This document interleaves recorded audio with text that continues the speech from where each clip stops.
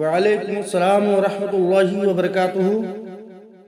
محمد انصار عالم صاحب، ہم آپ کے شکر گزار ہیں کہ آپ نے ہمیں بنارس سے یاد کیا۔ آپ کا سوال ہے کہ موبائل میں جو ہم قرآن رکھتے ہیں کیا اسے ڈیلیٹ کر سکتے ہیں یا نہیں؟ دیکھیں،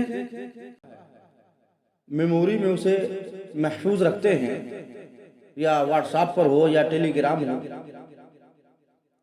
یا کسی اور فائل میں، بوقت ضرورت اسے ڈیلیٹ کر سکتے ہیں۔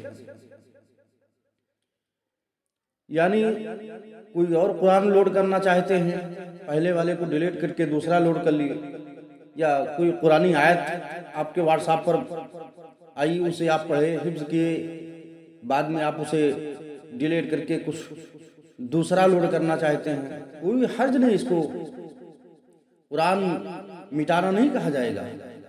جیسے کہ ہم بچپن میں جب پڑھتے تھے تو ہمارے اساتذہ بلیک بورڈ پر ہمیں لکھ کر پڑھاتے سمجھاتے تھے، جب ہم سمجھ جاتے تھے تو اس کو مٹا دیا جاتا تھا، کھو دیا جاتا تھا۔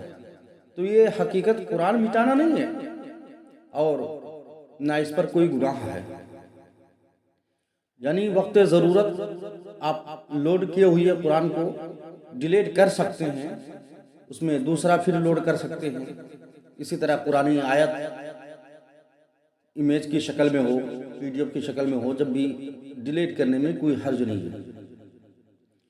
اس کے متعلق فقیر کے بلاگر پر ایک فتویٰ ہے جس کا لنک ڈسکرپشن میں دے دیا ہوں، کلک کر کے آپ پڑھ سکتے ہیں، حوالے کو دیکھ سکتے ہیں۔